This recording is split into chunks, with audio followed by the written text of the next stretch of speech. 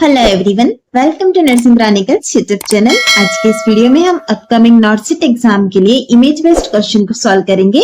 आज की सीरीज का फर्स्ट क्वेश्चन ही हमारा the image shows different types of abdominal wall incision used for various surgery. Identify the incision most commonly used for appendectomy. आप यहाँ पर image के अंदर देख सकते हैं, हमें यहाँ पर डिफरेंट टाइप के इमेजेस और उसका नाम जो है वो भी यहाँ पर दिया हुआ है। हमें आइडेंटिफाई करना है कि एपेंडेक्टोमी के लिए कौन सा हम इंसिजन यूज में लेते हैं। Option A subcostal incision, option B paramedian incision, option C McBurney incision, option D transverse. Right answer रहेगा हमारा यहाँ पर ऑप्शन सी मैकबर्नी इंसिजन। आपको पता ही होगा हम एपेंडेक्टोमी के लिए मैकबर्नी इंसिजन जो होता है सर्जरी के लिए यूज में लेते हैं। आप यहाँ पर देख सकते हैं, हमें यहाँ पर साइड में नाम दिए गए इंसिजन के टाइप्स के, लेकिन हो सकता है आपको एग्जाम के अंदर ओनली इस तरह से नंबर्स दिए गए और वहां से आपको आइडेंटिफाई करना हो कि मैकबर्नी इंसिजन कौन सा होगा। तो आप यहाँ पर देख सकते हैं 4 नंबर वाला जो है हमारा वो मैकबर्नी इंसिजन है। नेक्स्ट क्वेश्चन है हमारा the given image shows bruising behind the ear over the mastoid bone followed head trauma. What is this clinical sign called? आप यहाँ पर इमेज देख सकते हैं जिसके अंदर की हमें एक क्लिनिकल साइन दिया गया है, साथ ही साथ हमें डिस्क्रिप्शन भी दिया गया है। हमें यहाँ पर इमेज के अंदर दिख रहा है कि बिहाइंड द ईयर जो है वो ब्रूसिंग है ओवर द mastoid bone, और यह किसकी वजह से हुई है? हेड ट्रॉमा की वजह से। आप इमेज में भी यह वाला एरिया देख सकते हैं, यहाँ पर जो ब्रूसिंग है तो यह हमारा कौन सा क्लिनिकल साइन कहलाएगा? Option A raccoon eyes, option B Cullen sign, option C Grey Turner sign, option D Battle sign. Right answer है हमारा यहाँ पर option D Battle sign. Battle sign के अंदर हमें पोस्ट ऑरिकुलर इकाइमोसिस देखने को मिलता है, यानी कि bruising behind the ear over the mastoid process देखने को मिलती है। यह अपियर होती है आफ्टर हेड ट्रॉमा की 24 से लेकर 48 आवर्स के बीच में, और अगर यह अपियर हो रही है तो यह क्या इंडिकेट कर रही है? बेसिलर स्कल फ्रैक्चर को इंडिकेट करती है।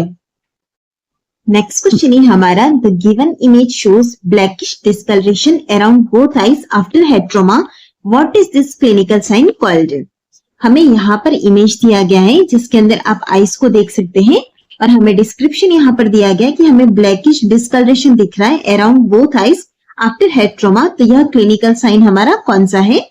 Option A raccoon eyes, option B Battle sign, option C Cullen sign, option D Turner sign. Right answer रहेगा हमारा यहाँ पर option A raccoon eyes.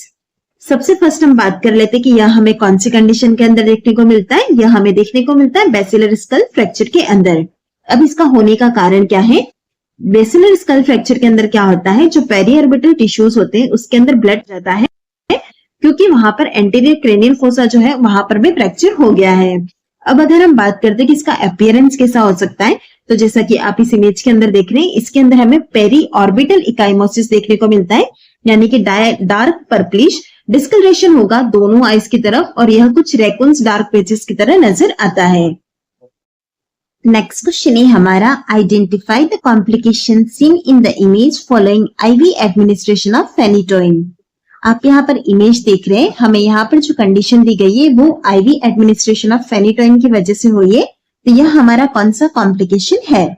Option A cellulitis, option B purple glove syndrome, option C Steven Johnson syndrome, option D epidermal नेक्रोलाइसिस।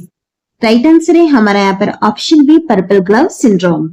अगर हम बात करते हैं phenytoin की, जिसे हम एप्टोइन भी कहते हैं, जब भी हम इसे आईवी एडमिनिस्ट्रेट करते हैं तो इसका कॉम्प्लिकेशन देखने को मिलता है जिसका नाम है पर्पल ग्लव सिंड्रोम। यह बहुत सीरियस कॉम्प्लिकेशन है, बट रेयर केसेस के अंदर प्रेजेंट देखने को मिलता है। अब बात करते हैं इसकी कैरेक्टरिस्टिक की, तो इसके अंदर क्या होता है? पेनफुल पर्पल ग्लव्स डिस्कलरेशन हो जाता है, जैसा कि आप इस इमेज के अंदर भी देख रहे हैं। यहाँ पर जो डिस्टल साइड है हाथ पे, वहां पर हमें पर्पलिश कलर देखने को मिल रहा है। इसी के साथ ही एडिमा होता है, साथ ही साथ कभी कभी आईवी साइड पर ब्लिस्टर्स भी प्रेजेंट देखने को मिलते हैं। नेक्स्ट क्वेश्चन है हमारा the device shown is design to reduce blood culture contamination by diverting the initial portion of drawn blood. Identify it. हमें यहाँ पर एक डिवाइस दी गई है जिसे कुछ इस तरह से डिजाइन किया गया है कि यह रिड्यूस करती है ब्लड कल्चर कंटामिनेशन को, और यह किस तरह से रिड्यूस करेगी? जो इनिशियल पोर्शन होता है ब्लड का उसे डाइवर्ट करके यह रिड्यूस करती है कंटामिनेशन को। अब आपको आइडेंटिफाई करना है कि इस डिवाइस का नाम क्या है। आप यहाँ पर इमेज के लिए देख सकते हैं, यह डिवाइस कुछ इस तरह की दिखाई देती है। अब ऑप्शंस दिए गए हैं हमें यहाँ पर। Option A BDPO needle free blood collection device, option B Kurin lock blood collection set, option C vacuum extraction, option D home micro draw blood transfer device. Right answer है हमारा यहाँ पर option B Kurin lock blood collection set. चलिए इसके बारे में भी हम जान लेते हैं। Kurin lock blood culture collection device को इस तरह से डिजाइन किया गया है जिससे जो हमारा ड्यूरिंग ब्लड कल्चर सैंपलिंग के वक्त कंटामिनेशन होता है वो रिड्यूस हो जाता है। और यह किस तरह से काम करता है, जो हमारा इनिशियल ब्लड फ्लो होता है उसे डाइवर्ट कर देता है साइड के चैम्बर के अंदर, और जो हमारा क्लीन सैंपल है वो ब्लड कल्चर बॉटल के अंदर कलेक्ट होता है। नेक्स्ट क्वेश्चन है हमारा identify the type of fistula 1 shown in the image. आप यहाँ पर इमेज देख सकते हैं जिसके अंदर की फिस्टुला का इमेज दिया गया है और यहाँ पर मार्किंग भी की गई है। हमें यहाँ पर पूछा गया कि जो यहाँ पर 1 नंबर का मार्किंग है वह फिस्टुला का कौन सा टाइप है। Option A vesicovaginal fistula, option B vesicouterine fistula, option C urethrovaginal fistula, option D none of the above. Right answer है हमारा यहाँ पर option B vesicouterine fistula. चलिए जान लेते हैं इन तीनों ही फिस्टुला के बारे में। सबसे फर्स्ट आएगा हमारा वेसिको वेजाइनल फिस्टुला। इसमें क्या होता है, एबनॉर्मल कनेक्शन होता है between the bladder and vagina. Next हम बात करेंगे वेसिको यूटेराइन फिस्टुला के बारे में। इसमें एबनॉर्मल कनेक्शन होता है बिटवीन ब्लैडर एंड यूट्रस।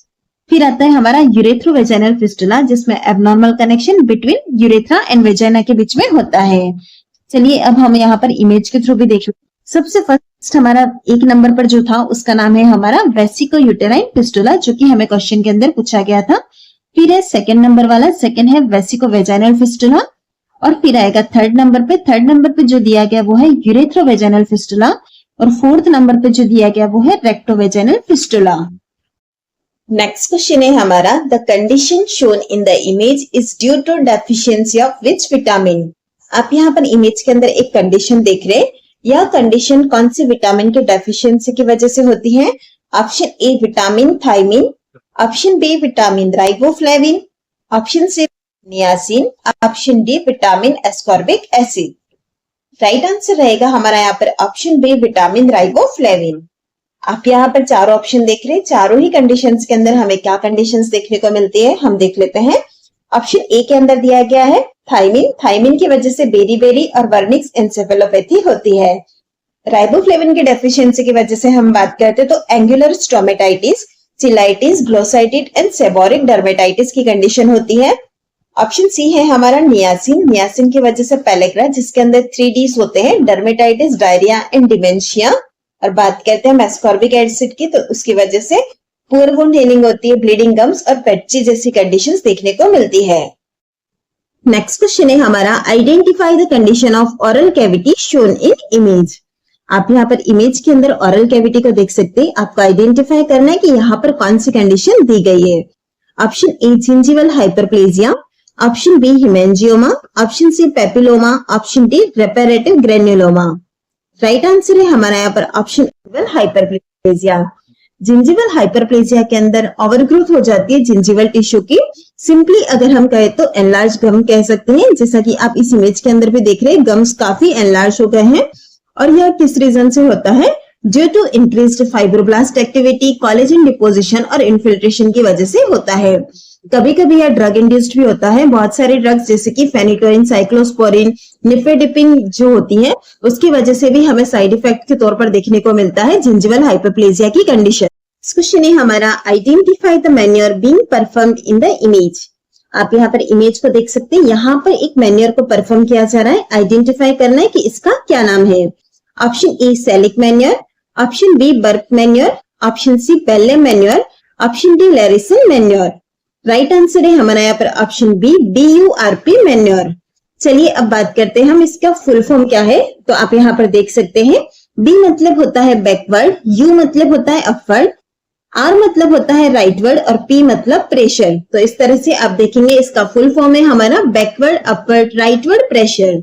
यह एक टेक्निक है जहां पर कि प्रेशर को अप्लाई किया जाता है to the thyroid cartilage in a backward, upward and rightward direction. यह कब यूज में लिया जाता है, जब हमें लैरिंगोस्कोप के दौरान डिफिकल्टी हो रही है तब यूज में लेते हैं। इंटुबेशन के अंदर भी इसे यूज में लिया जाता है। इसकी हेल्प से हम जो विजुअलाइजेशन ऑफ द ग्लोटिस है उसे इंप्रूव कर सकते हैं।